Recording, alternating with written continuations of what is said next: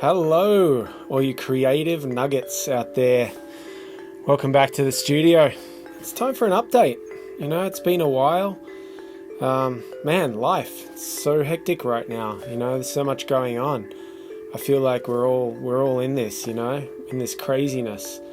Taking it day by day, breath by breath. The future is unknown. And at the same time, all we can do is create, right? So let's talk about creation.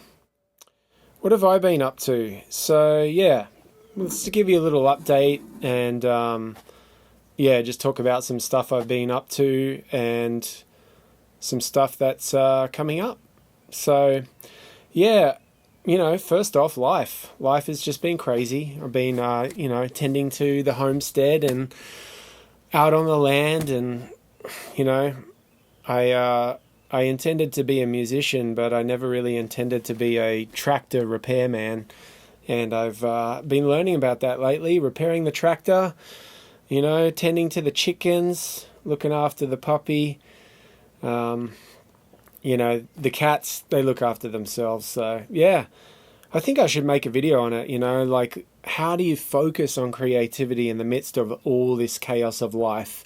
When I was renting in a little house in Australia, just focused on the music and didn't really have any other worldly responsibilities, I had so much more time in the studio.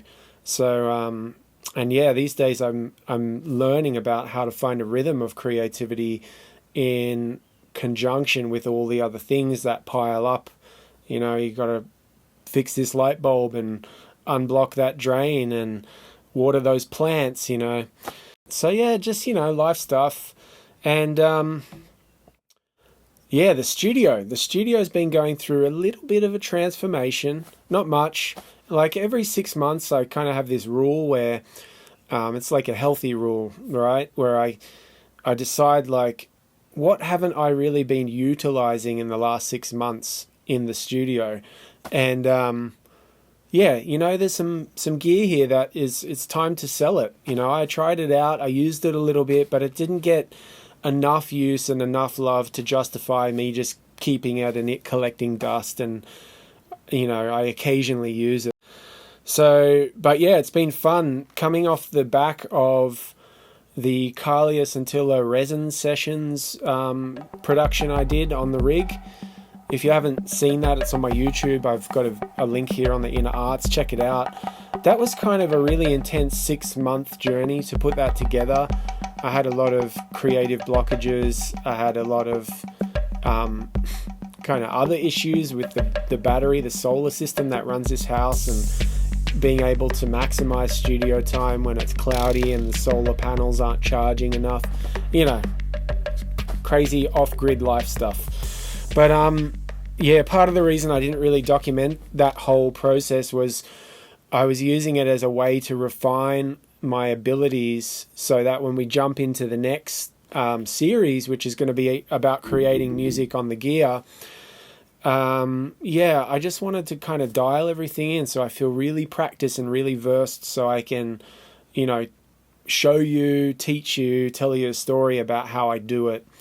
But yeah, the resin sessions, it was fun. It was a kind of an experiment for me making Carlia Scintilla in this, gear format. Definitely a new experience, and I'm excited to dive into it some more. So yeah, I've been getting the studio ready for our next series, our next sessions. Cleaning it, dusting it, making sure everything's shiny, running signal through everything, making sure it sounds good. I've been taking a bit of time to actually go through all of the synths that I'm using for the next series and actually make a bunch of presets from the ground up, which isn't something I spend a lot of time doing, as I've talked about in the past. So I've kind of, made a bunch of really nice homemade sounds to work with on some of the synths, like the Iridium and the physical modeling synth, the Anima. That thing's awesome. Been learning about physical modeling synthesis a lot. So yeah, just getting the studio ready for our next deep dive. And another big thing that I've been going through, and this is going to pop up in the music circle for sure, I've been learning about clip to zero technique and some various other things on YouTube. And I want to make a video about YouTube and tutorials and learning from YouTube, because it is a vortex that will suck you in and actually take away your creative energy and lead you down pathways to nonsensical, silly things and bad habits in production and music making that aren't helpful. I mean, everyone's got good intentions, but there's a lot of people who are kind of just regurgitating and making content that isn't really that helpful at the end of the day. I mean, I'm focusing on less content, but making it important, things that I really feel my heart wants to say, techniques that I feel are really important to know. So yeah, I'm going to make a little video about what I've been learning, because I'm building an entire new template in Logic as a result of it. And we'll have a play around with how these new techniques can transform my sound. I'm learning how to level up my own sound and creativity with these new techniques. So yeah, I've also been working on finalizing some Griffin Cloud songs. They're almost done. Again, I didn't bring you guys into the production journey around that because for me, again, it's been a hard place to kind of move forward with the Griffin Cloud, because it is a fairly new project and I'm still finding what the sound is.